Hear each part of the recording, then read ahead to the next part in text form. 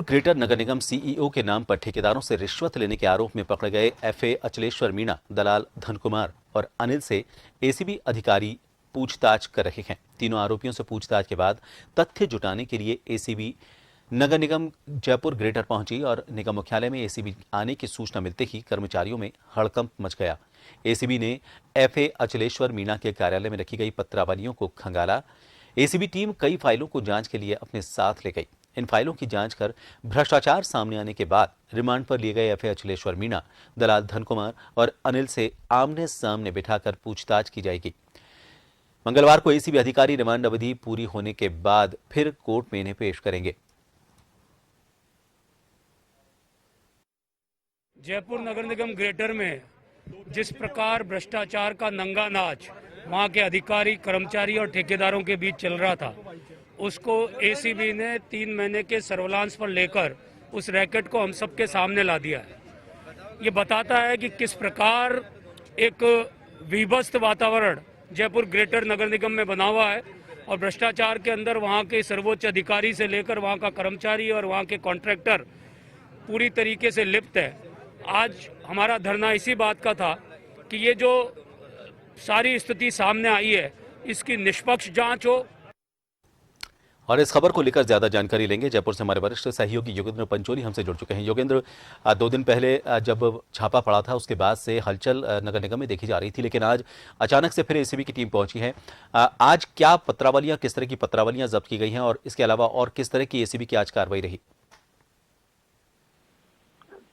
देखिए प्रभात, सबसे बड़ी बात इसमें यह है कि नगर निगम कोई पहली बार ऐसा एसीबी की कार्रवाई हुई हो ऐसा नहीं है। इससे पहले भी कई बार कार्रवाई हुई है, क्योंकि भ्रष्टाचार को लेकर कई बार सवाल उठे हैं यहाँ पर नगर निगम में।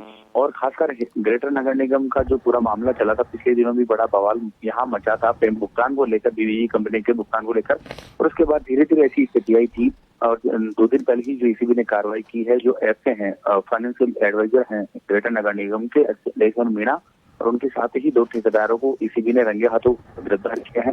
उस मामले में वो रिमांड पर चल रहे हैं। और इसके बाद भी यहाँ पर कहीं न कहीं ये संदेह जताया जा रहा है, सूत्र भी ये बताते हैं कि इसमें जो आला अफसर हैं उनकी भी लेन देन सामने आ सकती है। हालांकि जो आखिर क्या है इसका निर्णय तो एसीबी ही को ही करना है, क्योंकि जो अभी फिलहाल जो आरोपी हैं वो यहाँ पर रिमांड पर हैं, उनसे पूछताछ की जा रही है।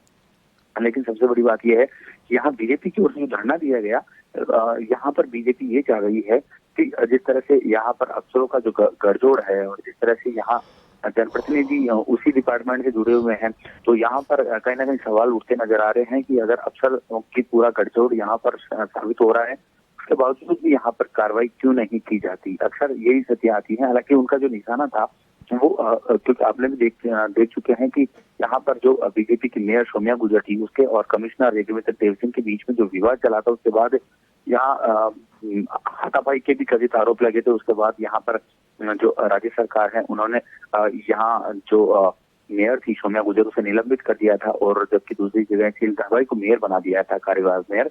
लेकिन यहाँ पर बीजेपी के पार्षद, तमाम जो पार्षद थे, शहर के पदाधिकारी थे, उनकी ओर से धरना दिया गया और निष्पक्ष जांच की मांग की गई है, ताकि एसीबी यहाँ पर पूरे मामले को खोल कर रखे, पारदर्शिता के साथ जांच हो, ताकि जो दोषी अफसर हैं, चाहे यहाँ उच्चतम अधिकारी क्यों ना हो, उन पर भी कार्रवाई हो। बहुत शुक्रिया योगेंद्र पूरी जानकारी के लिए। तो फिलहाल बीजेपी के जो पार्षद हैं उन सभी ने यह कहा है कि बहुत बड़ा भ्रष्टाचार का तंत्र नगर निगम में पनप रहा है, उन सभी पर जांच के बाद कार्रवाई होनी चाहिए। लंबे समय से इस तरह के घटनाएं सामने आती रही हैं। पहले भी नगर निगम में एसीबी ने कई बार छापा मारा है, उसके बावजूद लगातार इस तरह के जो मामले सामने आ रहे हैं और इसमें अधिकारियों और कर्मचारियों का जो गठजोड़ सामने आ रहा है, वो एक तरह से चिंता का विषय कहा जा सकता है।